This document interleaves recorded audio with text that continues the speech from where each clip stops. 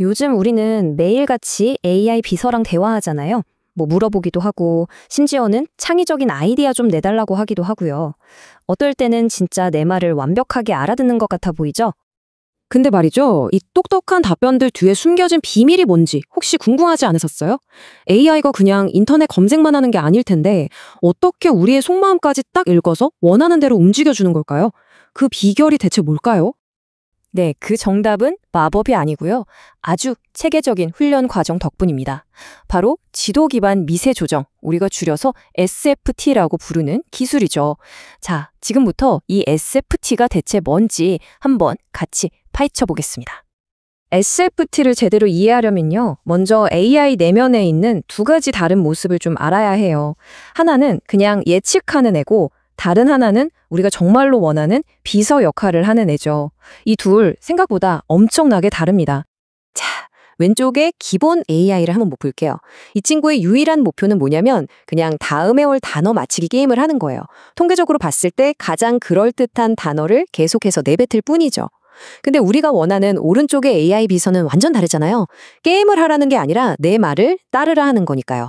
바로 이 지점에서부터 모든 문제가 시작되는 겁니다. 이걸 비유하자면 이런 거예요. 세상에 있는 모든 책을 다 읽은 엄청난 천재 학생이 있는데 정작 시험 보는 법은 한 번도 안 배워본 거죠.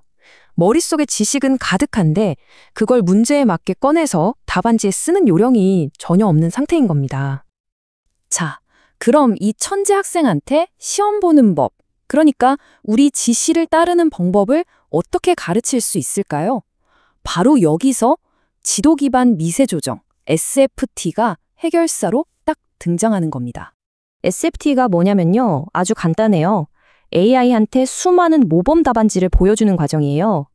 여기서 모범 답안지라는 건 사람이 내린 지시랑 그 지시에 대한 가장 이상적인 결과물을 한 세트로 묶어놓은 걸 말합니다. AI는 이 세트들을 계속 보면서 이런 지시가 오면 이렇게 답하는 게 정답이구나 하는 패턴을 배우게 되는 거죠. 과정은 딱 두 단계로 볼 수 있어요. 먼저 사람들이 직접 만들거나 아주 잘 고른 퀄리티 높은 질문과 답변 세트, 그러니까 지시, 결과, 물, 데이터셋을 쫙 준비합니다. 그리고 다음 단계로 이 데이터셋을 가지고 AI를 추가로 훈련시키는 거예요. 딱 선생님이 학생한테 문제집이랑 정답지를 같이 주면서 공부시키는 거랑 똑같은 원리죠. 자, 이제부터 진짜 재밌는 부분입니다. 이 모든 과정의 성공과 실패를 가르는 핵심. 그 비밀 재료인 훈련 데이터셋은 과연 어디서, 어떻게 만들어지는 걸까요? 결국 AI의 성능은요, 어떤 예시로 공부했느냐에 달려 있어요. 쓰레기를 넣으면 쓰레기가 나온다는 말이 있잖아요. 정말 딱 그겁니다. 데이터의 퀄리티가 곧 AI의 퀄리티인 거죠. 그럼 이 엄청나게 중요한 데이터셋을 만드는 대표적인 방법 세 가지를 한번 알아볼게요. 첫 번째 방법, 가장 단순하면서도 확실한 방법이 뭘까요? 네, 바로 사람이 한 땀 한 땀 직접 만드는 겁니다. 예를 들어 돌리 데이터셋은 1만 5천 개, 오픈 어시스턴트는 무려 16만 개가 넘는 대화를 사람이 일일이 다 만들었어요. 당연히 퀄리티는 최고겠죠. 하지만 어마어마한 시간과 노력이 들어간다는 단점이 있습니다. 두 번째 방법은 좀 더 효율적인데요. 바로 AI 증류 방식입니다. 이건 뭐냐면 이미 엄청 똑똑한 선생님 AI한테 지시를 주고 답변을 대량으로 만들게 하는 거예요. 그리고 그 결과물을 가지고 아직 배우는 단계인 학생 AI를 가르치는 거죠. 그 유명한 알파카 모델이 바로 이렇게 탄생했습니다. 그리고 세 번째, 이게 가장 놀라운 방법인데요. 바로 AI가 스스로 공부하는 자가 개선입니다. 사람이 만든 몇 개의 예시로 일단 시작을 해요. 그러면 AI가 그걸 보고 스스로 새로운 문제랑 답을 막 만들어냅니다. 그리고 그 중에서 이건 괜찮네 싶은 좋은 것들만 골라서 자기 교재에 추가하는 거예요. 교재가 점점 두꺼워지는 거죠. 말 그대로 AI가 혼자서 알아서 똑똑해지는 겁니다. 자, 그럼 이런 다양한 방법들로 탄생한 유명한 지시 튜닝 모델들, 어떤 것들이 있는지 한번 만나볼까요? 여기 대표적인 모델 몇 개가 있죠. 알파카, 비쿠냐, 위자드LM 이런 모델들은 전부 LLMA라는 기본 모델을 바탕으로 수만 개의 데이터로 튜닝됐어요.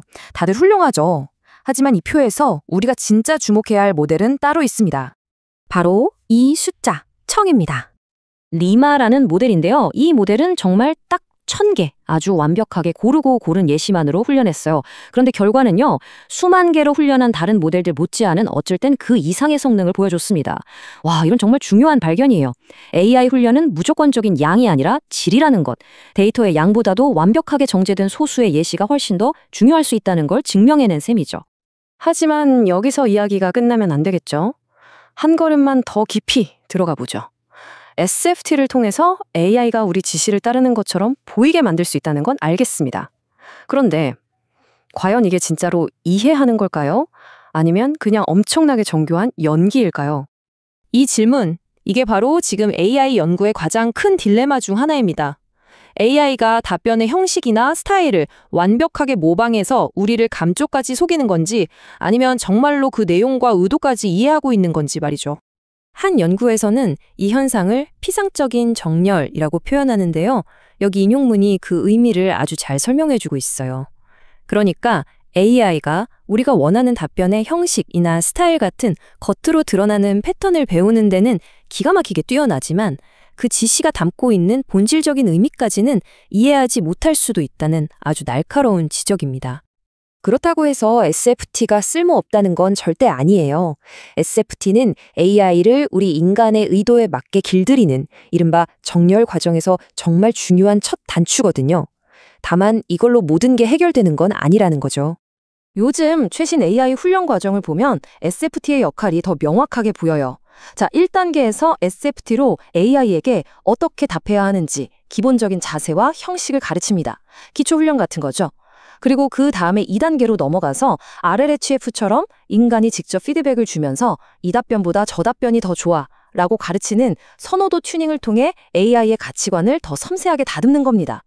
그러니까 SFT는 이 모든 과정의 필수적인 기초공사인 셈이죠. 자, 그래서 오늘 우리가 마주한 마지막 질문입니다. 만약 AI의 연기가 너무나 완벽해져서 진짜 사람과 도저히 구별할 수 없게 된다면 우리는 과연 저 기계가 우리를 정말로 이해하는 건지 아니면 그저 완벽하게 흉내내는 건지 어떻게 알 수 있을까요?